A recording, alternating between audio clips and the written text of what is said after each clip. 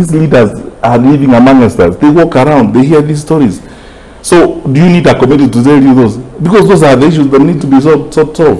Do we need to have a meeting tuende tukae kwa mahoteli sasa huko tuanze safari park then tusome ma speech tuanze sasa drama mpya now will be addressed by I don't know who, then another person speeches, the whole morning is speeches.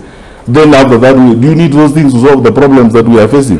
Alafu tutoke hapo tuende Mombasa tupande mandege sisi wote tupeleke magari ya serikali huko na madereva na maaskari tunapigiwa masalute huko sasa tunaenda conference mpya huko kutafuta solution kutoka hapo tuende Naivasha kutoka hapo. Do you need all those kinds of things to solve the problems?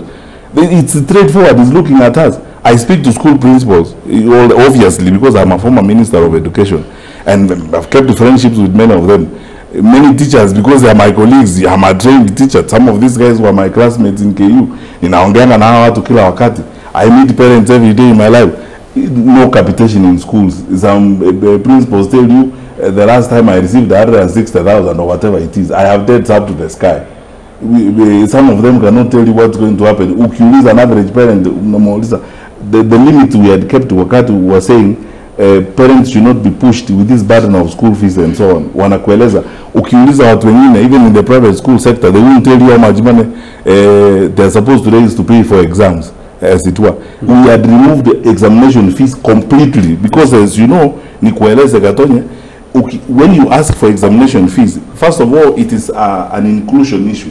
There are people who are not going to be able to pay exams, which means they will drop out. We are beginning to see again cases like those. We had worked on 100% transition. The simple and common sense reason why we removed the examination fees is because that is how you ensure inclusion. Everyone can do exams, everyone participates in the process. So it's a participation issue. It's a wastage issue. Mtu ameenda shule amefika wakati wa kufanya exam, hawezi kufanya exam anatoka. I meet university students. I meet parents who have kids in universities. Wanasema, oh, you know, yesterday I was in a social function and somebody walks up to me and tells me, you know, my nephew I'll put a help approval in November. We are in July.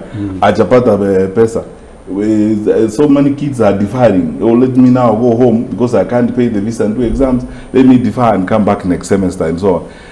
What committee do you need?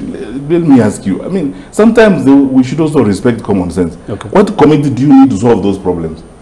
Okay. Sasa tuanze mzunguko mpya. Hiyo style ya kuzunguka sasa kupita huko sasa tuende tukae mahoteli, tuanze kulala huko, nisijui nini, itana kuleta watu dancers, watu anze kudansi hapo, to welcome ili sasa tuanze kukaa, tuna solve problem.